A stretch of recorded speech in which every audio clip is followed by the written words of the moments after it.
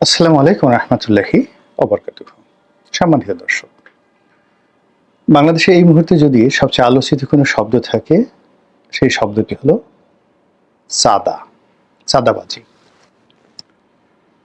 আর কোনো আকর্ষণীয় পুরুষ বা আকর্ষণীয় নারী যদি কেউ থাকেন, তিনি হলেন চাঁদাবাজ অথবা চাঁদাবাজিনী, মানে মহিলা চাঁদাবাজ।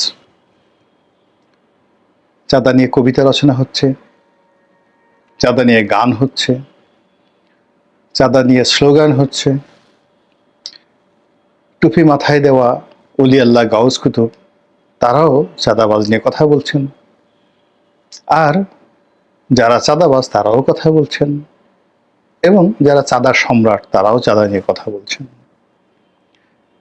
এবং এই মুহূর্তে এই চাঁদার যে বিষয়টি, এটিকে জনপ্রিয় করার জন্য আমাদের সামাজিক মাধ্যমে অনেকে সেই যে রূপচাঁদা মাছ, সামুদ্রিক রূপচাঁদা মাছ, তো সেই রূপচাঁদা মাছকে জাতীয় মাছে পরিণত করার চেষ্টা করছেন। অনেকে বলছেন এটা অমুকের প্রিয় খাবার, মানে রূপচাঁদা প্রিয় খাবার।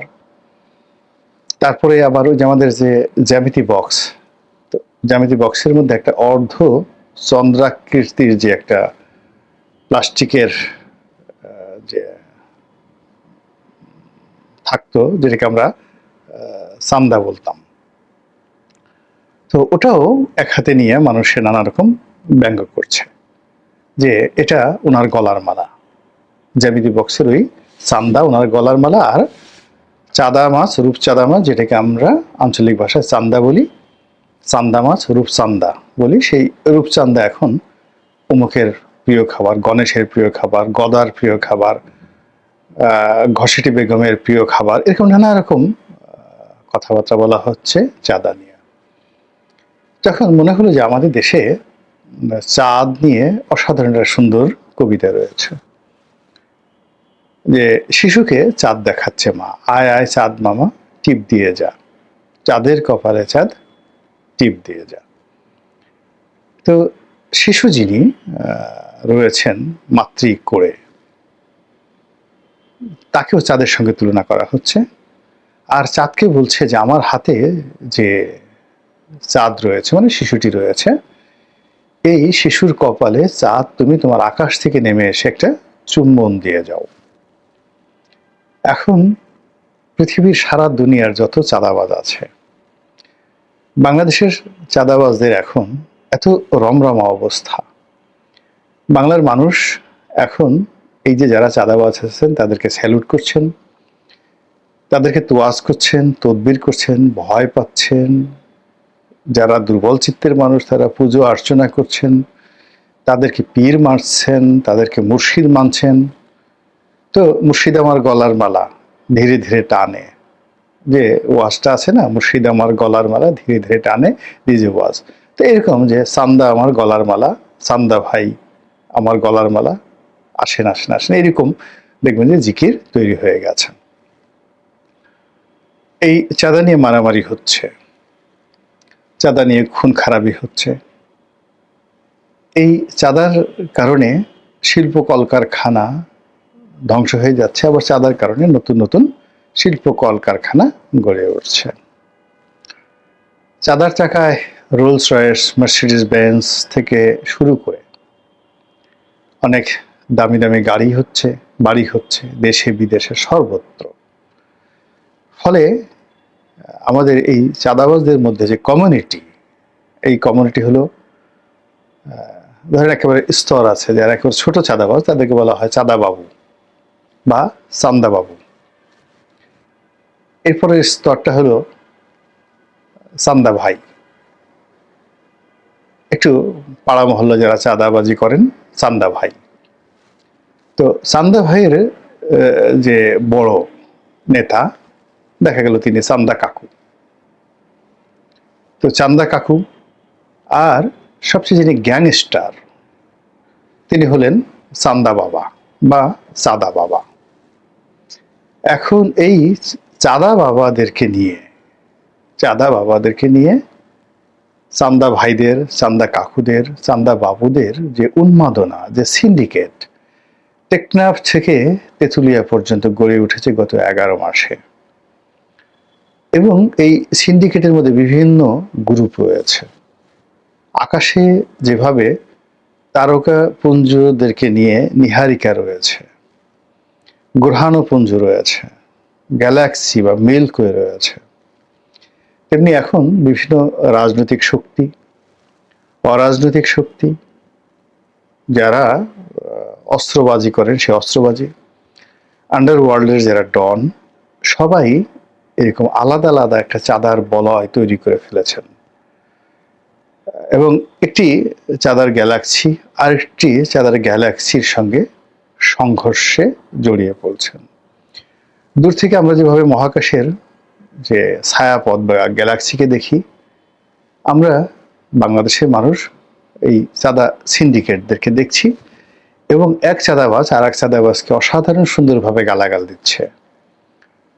এবং সেই সকল গালাগালিতে যে ভাষা, তারপর যে জিহান, যে শক্তিমত্তা এবং একে অপরকে ছোট করার, একে অপরকে বড় করার, একে অপরকে দমন করার, একে অপরকে কবরে পাঠানোর যে চান্দা মাকড়া যে ব্যাটারি আছে, একসময় বাংলাদেশের খুব জনপ্রিয় ব্যাটারি ছিল চান্দা ব্যাটারি। কোহিনূর শিল্পগোষ্ঠী এই চান্দা ব্যাটারি ব্যবহার করতেন। তো এই চান্দা মার্কা ব্যাটারির যে যন্ত্রণা, দাপট, লাইট, এটা বাংলাদেশকে রীতিমতো তছনছ করে ছেড়ে দিচ্ছে। আর এর ফলে কি হলো, রাজনীতির যারা বড় বড় মশহুর ব্যক্তি, তারা একে অপরকে কিভাবে চান্দাবাজ বলে গালি দিচ্ছেন এবং কিভাবে তাদেরকে ঘায়েল করছেন, তারা গত আমরা কয়েক সপ্তাহ ধরে দেখেছি। তো এই যে চান্দা সংক্রান্ত যে অর্থনৈতিক কর্মকাণ্ড, এটিকে আমরা এতক্ষণ যা কিছু বললাম কল্পনা, সেই কল্পনার জগৎ থেকে আমরা যদি বাস্তবে নিয়ে আসি, তাহলে ধরুন চরমোনাই পীর সাহেব, জামাত, এনসিপি, তারপরে বিএনপি, তার সঙ্গে সঙ্গে আরো অনেক ছোটখাটো যারা দল রয়েছেন, যারা ওইভাবে সন্ত্রাস করতে পারেন না কিন্তু তারাও চাঁদা কালেকশন করেন। তো এই যে চাঁদাবাজি, সেই চাঁদাবাজির মধ্যে যে প্রতিযোগিতা শুরু হয়ে গেছে যে কে কত বেশি কালেকশন করতে পারে এবং কতটা ইউনিক উপায়ে এই চাঁদাবাজি তারা করতে পারেন, ওটার উপরে এখন তাদের সফলতা নির্ভর করছে। যেহেতু বিএনপি সবচেয়ে বড় দল, ফলে এই সিন্ডিকেটে তাদের অংশগ্রহণ বেশি থাকবে। দলের মধ্যে ভালো মানুষও যেভাবে আছে, মন্দ মানুষও যেভাবে আছে। আর এই বিএনপির চাঁদাবাজ যারা আছেন বা চাঁদাবাজ যারা আছেন, তাদের যে সফলতা, তাদের যে গ্লিমসেস এবং তাদের যে মানে যাকে বলা হয় বিকিরণ, ফুটফুটে মানে আলো তারা বিকিরণ করছে, চাঁদার আলো, চাঁদের আলো, এটা দেখে বিএনপি যারা প্রতিপক্ষ তারা তো বেহুশ। এটা কি ধরনের কথা? এত চাঁদা মানুষ খেতে পারে? আরে বাবা খাও, আমাদেরকে একটু দিয়ে ছিয়ে খাও, ভাগাভাগি করে খাও।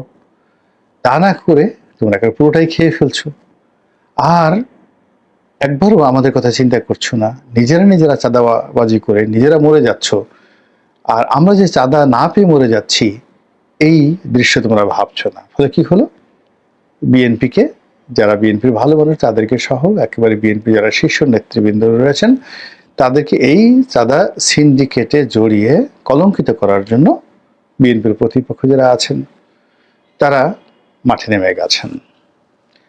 অন্যদিকে বিএনপি যখন এই বদনাম দুর্নামে একেবারে ক্ষত বিক্ষত, ঠিক সেই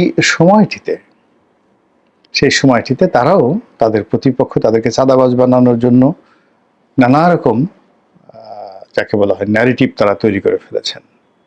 তাদের বক্তব্য হলো চিনি চিনি চিনি, মুখে দাঁড়িয়ে আছে কিন্তু তলে তলে তুমি চাঁদাবাজি করো, তুমি গরিব মানুষদেরকে ভুলিয়ে ভাপিয়ে তাদেরকে জাহান্নামের ভয় দেখাও, শয়তানের ভয় দেখাও, তারপরে শেষে তাদেরকে জান্নাতের লোভ দেখাও, লোভ দেখে তাদের কাছ থেকে চাঁদা কালেকশন করো, এবং সেই চাঁদা দিলে তুমি তাদেরকে ফু দাও, চাঁদা না দিলে ফু দাও না। এগুলোকে আমরা বুঝি না। এবং তোমরা জিকির করো, আশকার করো, মাহফিল করো, যা কিছু করো, সব কিছুর মূলে রয়েছে চাঁদাবাজি।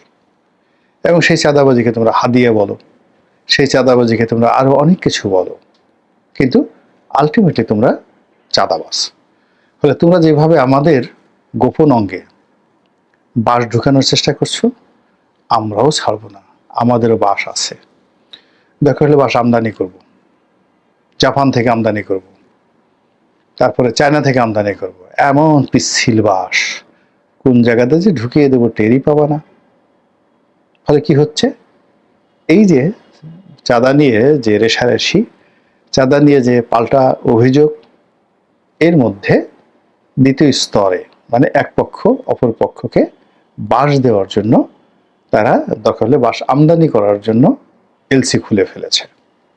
এবং তার কিছু নমুনা আমরা রাজপথে দেখতে পাচ্ছি গত 24 ঘন্টাতে। এরপর অন্যান্য যে রাজনৈতিক দল, যেমন ধরুন জামায়াতে ইসলামী, এখন তারা ওই রশিদ দিয়ে তারা বিভিন্ন মানুষের কাছ থেকে সাহায্য নেয়।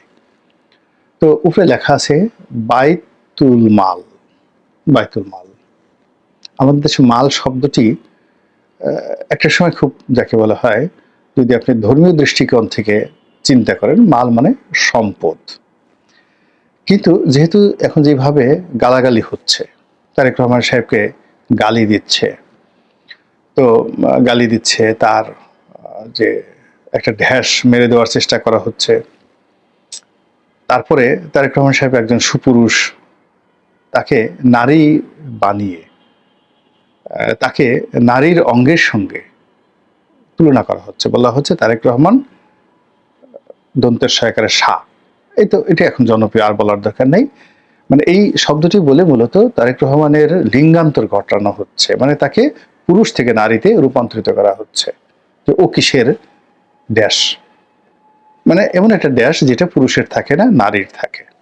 যদি তারেক রহমানকে কোনো পুরুষের যে চিহ্ন রয়েছে, পুংলিঙ্গ রয়েছে, এটার সঙ্গে তুলনা করা হতো, এটা তার জন্য অসম্মানের বিষয় হতো না, কিন্তু তাকে নারী অঙ্গের সঙ্গে তুলনা করা হচ্ছে। তো এই যে জায়গাগুলো তারা করা হচ্ছে মূলত বিএনপিকে বাঁশ দেওয়ার জন্য। আর বিএনপি তো বসে থাকবে না।